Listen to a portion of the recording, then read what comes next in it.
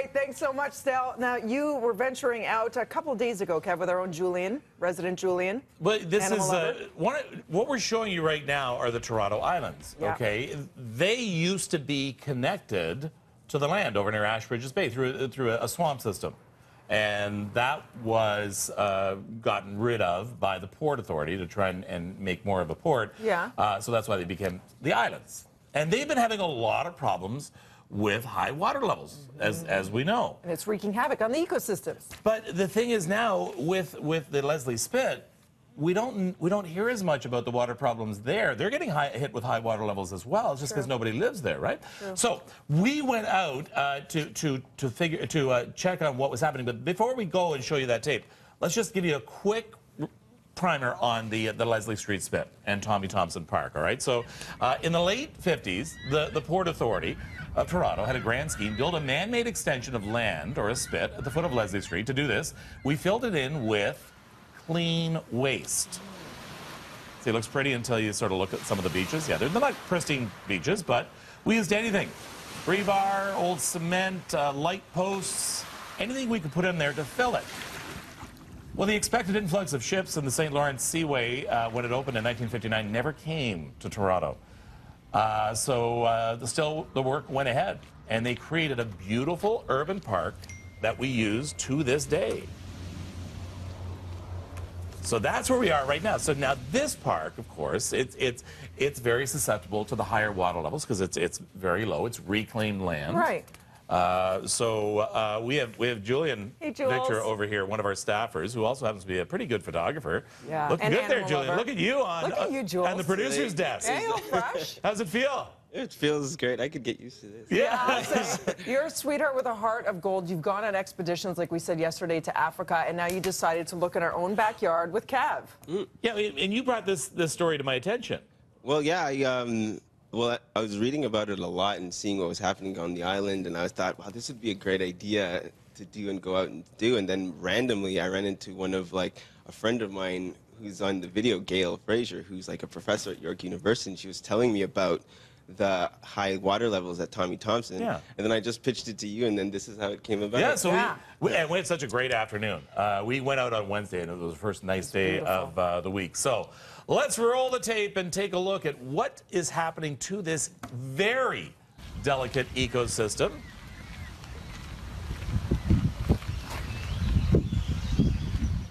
Now, here we are with Andrea Creston. She's with the Toronto and Region Conservation Authority and project manager here at Tommy Thompson. She and her team have been keeping very busy with the rising waters. In fact, they've been going to war.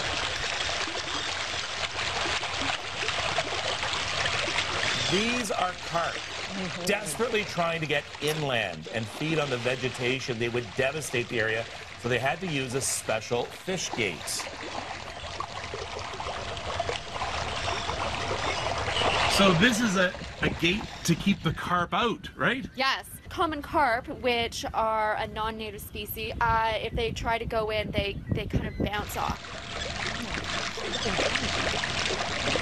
For the next spot we're going to, we need these.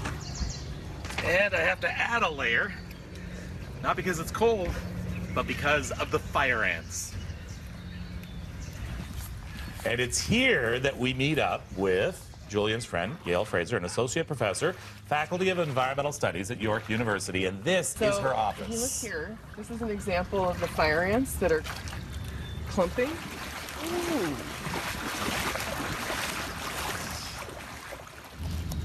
Yeah, I'm being very careful not to get bitten here. You don't want to get stung by one of these guys. That's where fire ants are supposed to be, on the forest floor, but because of the high water levels, they've had no choice but to move off the ground floor upstairs. Now our next species you could hear and smell, and then you see their destruction, cormorants. Oh my gosh. Now the ones that normally nest on the ground are now further threatening the healthy forest. There are hundreds of cormorants over our head, which is a little disconcerting, but they're very concerned about all this water too. They are. There's intense pressure for them nesting on trees right now because the part of the ground is flooded where they nest on the ground. So there's more cormorants nesting on the ground, and the Conservation Authority also has to do management to keep them out of healthy trees, which is their management goal right now. Now, even though this is a man-made at its foundation, this is an ecosystem.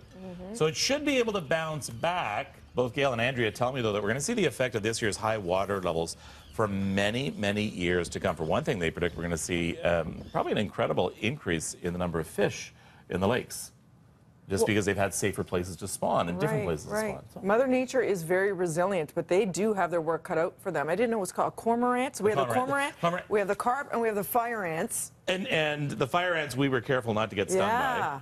Yeah, they pack a nasty bite, and a few years ago back while I was shooting in the park, I got bitten really badly because one of the ants managed to crawl inside my pants. And it was very painful, very painful. So don't try and venture out and do what you guys did. You need to be a trained pro because there's a lot of stuff lurking. And also because when you go out there, there are certain areas that they block off that are very sensitive, so they're going to keep that area free from people going in there. Yeah.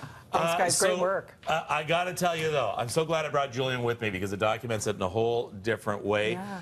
He went above and beyond to document our safari. I have some video here of some of his work, and we invite you to go to our website right now, breakfasttelevision.ca. We have a slideshow of some of the pictures that he took for us out on the Leslie Spit at Tommy Thompson Park. We'll be right back.